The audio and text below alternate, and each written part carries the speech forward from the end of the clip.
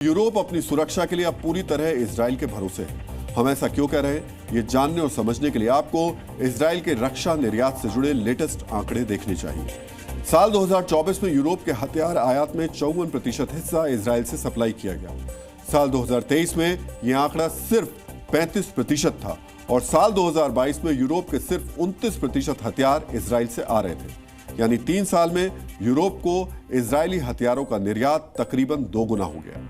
इन आंकड़ों के साथ एक और नोट करने वाली बात यह है कि इजराइल किसी एक किस्म के वेपन सिस्टम या हथियार का एक्सपोर्ट नहीं कर रहा है, बल्कि एयर डिफेंस से लेकर ड्रोन जैसे हथियार यूरोपीय देश खरीद रहे हैं। वो कौन से इजरायली हथियार हैं जिनकी यूरोप में भारी डिमांड है, अब हम आपको इसकी जानकारी भी दे देते हैं। जर्मनी ने इजराइल के साथ एरो मिसाइल की डील की है, तो स्पेन ने इजराइल से टॉर्पिडो और मिसाइल खरीदी है। नीदरलैंड्स और इजराइल के बीच ऑटोमेटिक मशीन गन की डील हुई है।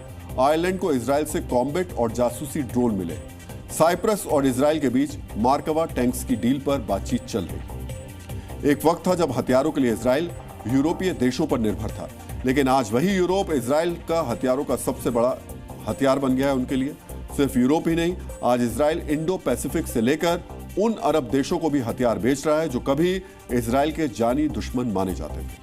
हमने आपको बताया था कि इजराइल के हथियार निर्यात का 54% हिस्सा यूरोप जाता है। दूसरा नंबर है इंडो पैसिफिक क्षेत्र के देश, जिन्हें इजराइल अपने हथियारों का 23% सप्लाई करता है। अब्राहम समझौते के बाद अरब देशों और इजराइल के बीच संबंध बेहतर हुए हैं, जिसकी वजह से अरब देशों को आज इजराइल 12% हथियार सप्लाई करता है। उत्तरी अमेरिका में कनाडा, हैती जैसे देशों को इजराइल के हथियार निर्यात का 9% हिस्सा जाता है।